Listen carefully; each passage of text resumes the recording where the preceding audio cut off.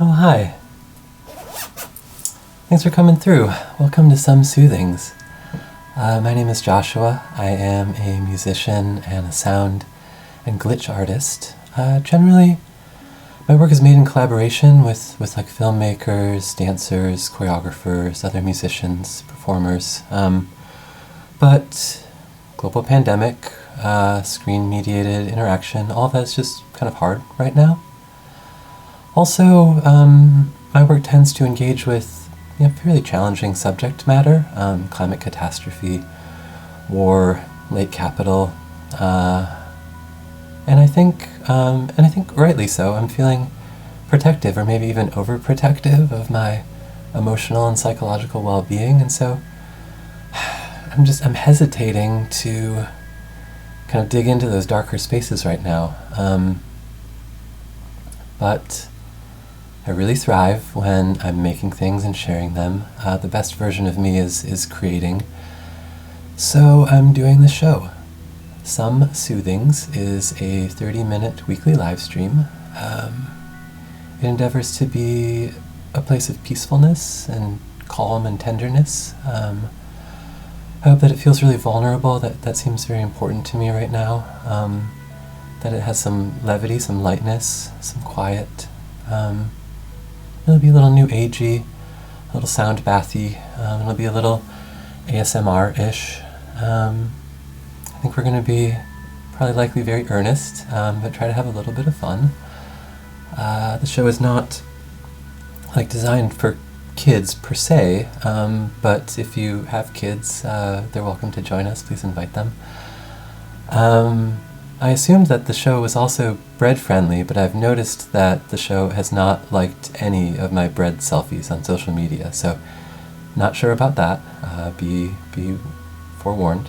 In each episode we look at some art. We'll do a little bit of grateful reflection. There'll be some live ambient music, and we'll close with a poem. Just really quick note, I can sort of see that chat happens, but I can't really respond, and so what I'll do is at the end of the show I'll keep the stream open and then pop in and join you and say hello in the chat and respond to any comments or questions that maybe come up over the course of the show.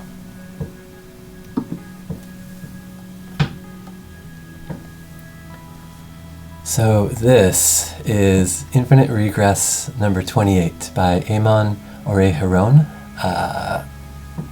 I love this piece so much. Ore-Giron first took the air of this world in 1973 in Arizona. First generation American. His father was a Peruvian immigrant to the United States. And I bring this up because Ore-Giron themselves then went back to Peru as a young adult to study art and music. Eventually making their way back to California for an MFA at UCLA. And they're still Los Angeles based. They're shown at the Hammer Museum, the Whitney, LACMA, the Penn Academy of Fine Arts, and Deitch Projects here on the Lower East Side. Ore-Giron's practice is wildly interdisciplinary. Paint, sculpture, film, music composition, and performance. There's mural work, there's installation work, there's social practice. And related to that social practice, in interviews, Ore-Giron speaks to a desire for a kind of Pan-Americanism that transcends a small-minded nationalist politic. Ore-Giron wants for a manner in which North America can socioculturally engage with the South in an exchange of ideas and culture and commerce, but in a way that is not exploitative or colonial or racist. In the panel below, there are some links to Ore-Giron's 2018 mural at the Hammer Museum, and the work is called Angelitos Negros, which means Black Angels. And in talking about that work, Ore-Giron gets at some of this. So I highly recommend kind of looking through the links below and learning more about the political aspect of Ore-Giron's work, because it's very compelling and interesting and moving.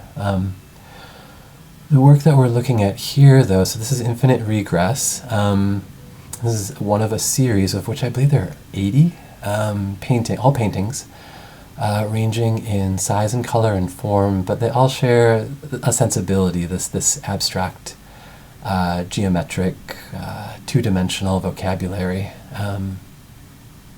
There are so many reasons that I love this work, but the English language, I think, is missing the word that I want that best describes what I love the most. So I'm going to try to talk through this. So our language, English language, has this really useful concept and word for zero, the absence of a thing. So we talk about objects and things, and we have a word for the lack of them, nothing, or zero. When we talk about places, we also have this really useful word. We have where, and then we have nowhere to describe the lack of a where. But we don't really have this word for time. We obviously have when, but the word that I want to employ when talking about Ore-Giron's infinite regress is no when, or maybe any when. That's what I love about it. I love it's okay, let's do it this way. I feel like I could find this painting in like an ancient temple, and I would not be at all surprised to find it there. I could see this work like hung in St. Petersburg next to a Kandinsky or a Malevich in the early 20th century, and I would not be surprised to find it there. I could see this like on the gatefold of a 70s rock record, and I would totally not be surprised to find it there. And even further afield, like in 2086, if we're like flying on a starship going somewhere, I could totally see this hanging in our starship. And so there's something that, like, I almost want to use the word timeless, but that has associations that I'm not so sure that I want to employ. Yeah, no when, or the any when-ness of this is what feels so moving to me, or so interesting. There's something that's, I don't know, spiritual, I guess. There's something very deep, at the very least, about forms that feel like they could resound across cultures and time. That seems really beautiful. These forms suggest like a language to me, or a diagram of a system that's unfamiliar. It's like a star chart, or instructions for a ritual that I don't understand. And in general, I love things that I don't understand. So one last thing here that I want to mention before we move along. This work employs somewhat unusual materials. It very much, we would expect this to be oil on canvas when, in fact, this is flash on linen. Flash is F-A-L-S-H-E, and it's a kind of vinyl-based paint that was created in a lab in the 1950s for commercial use, for outdoor signage, that sort of thing. And then the ground of the piece is linen. Normally we would expect canvas. And linen is, bedding and curtains and clothes. And so, aside from all of this other jazz that I was speaking to, there's also this intersection of the domestic and the commercial at play, just in the materiality of the work, and that feels really compelling to me too. So, just a lot to unpack here. There's also 79 more of these. Eamon Ore-Giron, stunning, beautiful work, living artist. Info in the panel down below. I highly recommend you check it out. One of my coping mechanisms under self-isolation has been to create artificial structures for myself. Like, I think in some ways even doing this show is one of those artificial structures. One of the others is I'm tracking my hydration. I try to note how much liquid I'm getting each week. This week I have drank 23.5 liters of liquids. This is a 4% uptick from last week, so that seems like we're moving in a positive direction, so that's good. Not gonna like shrivel up like a leathery skin bag. Really sorry I just said leathery skin bag on camera. That's so gross. I'm so sorry. Let's just keep moving. So about 3 months ago, I found a candlestick in my sublet, and when I knocked it over, I discovered that it makes this really lovely and nurturing sound. So I've nicknamed it the surprisingly healing candlestick. And I found that ringing it, giving it a little ding, truly helps calm me when circumstances surrounding being in self-isolation or existing under global pandemic, when that seems to get to be a bit much, which is often, I ring my candlestick. And so I'm hoping that its healing sound will provide a similar kind of balm for you. So let's give the candlestick a ring. Here, have a listen.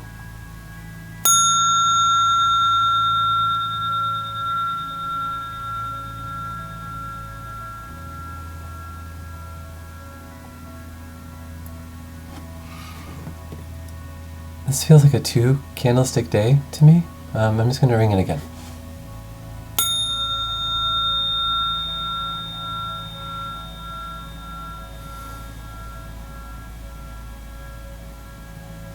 Oh, it feels really good. Okay. Up next we have a new segment on the show called Ask the Intern.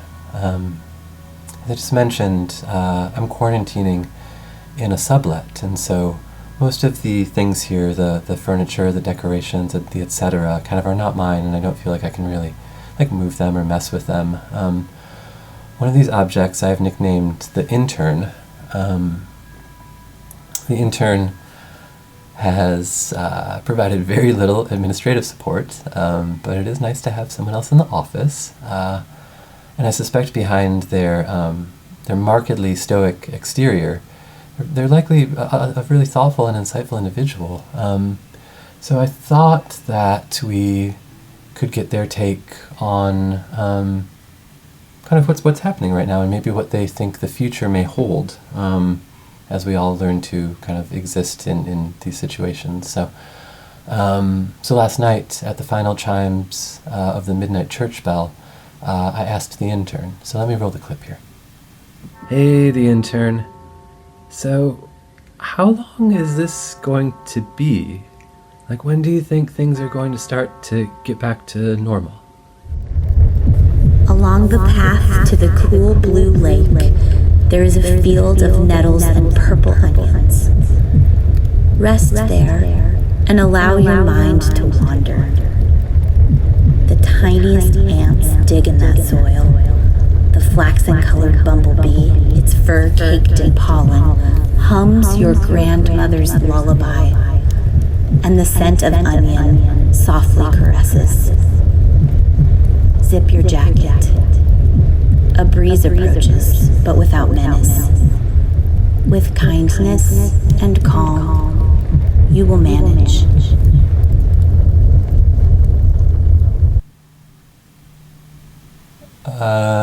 Okay. Thanks, the intern. Maybe this is a 3 candlestick day.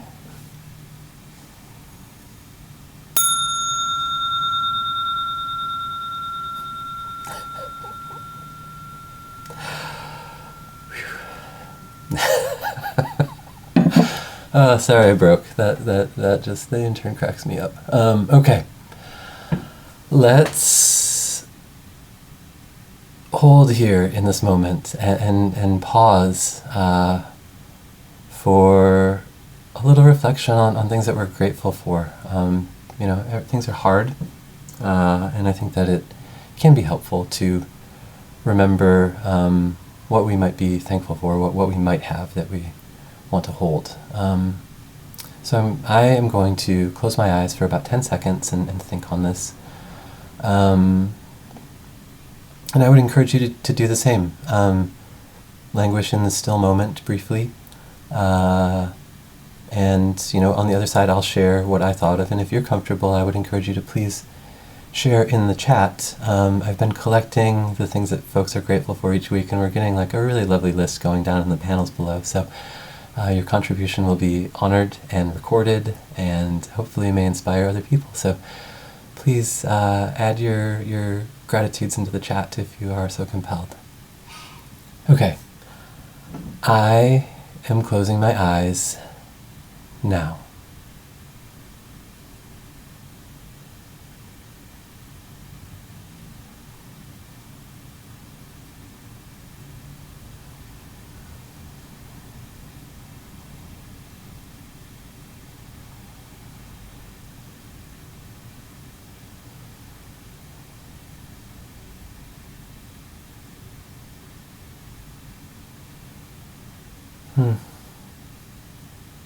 Well, I feel like everything on the show this week is a little complicated. So the thing that I am feeling really grateful for actually is solitude. One of the ways that I try to kind of investigate my own emotional well-being is to try to dig into my bummers and find like value and truths in them. And so obviously I'm totally lonely right now, and that's a bummer.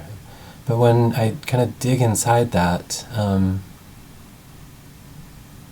there's another thing that I find in there that I'm grateful for, and it's that, like, for reasons, some of which are maybe under my control and some of which are not, I'm pretty good at solitude. I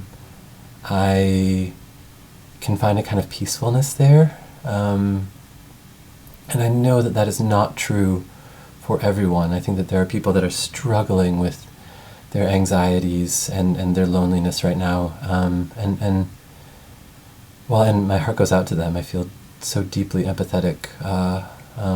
Take care of yourselves, buddies, if you're in one of those places, if you're in that place.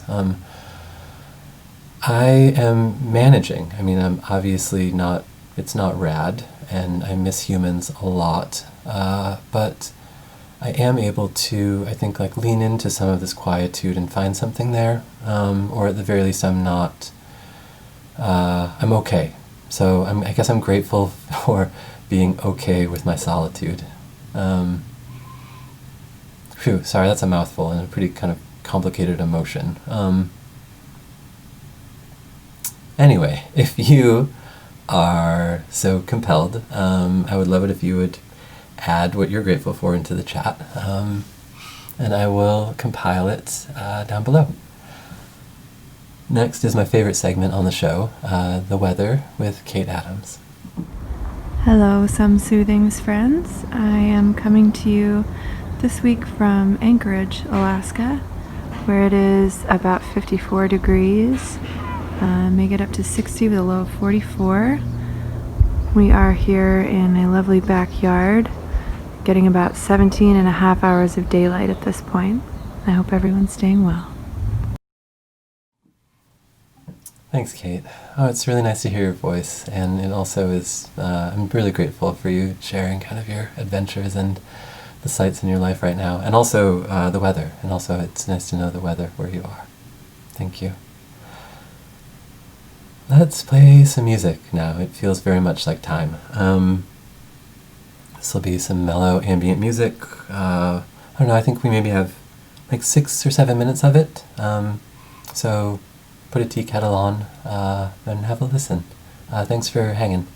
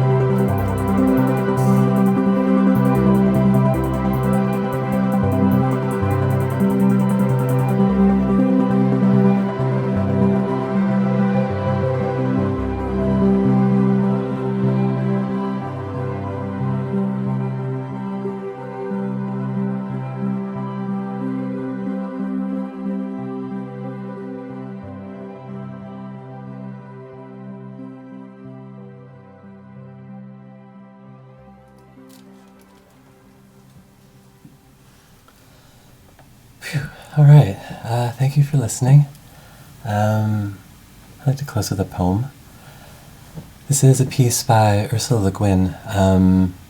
Please forgive any stumblings. It's a little tricky. It's called Six Quatrains. A quatrain is just a stanza that has 4 lines in it. And you'll notice as I go through that Le Guin spends each one of these exploring kind of different meter and rhyme structures.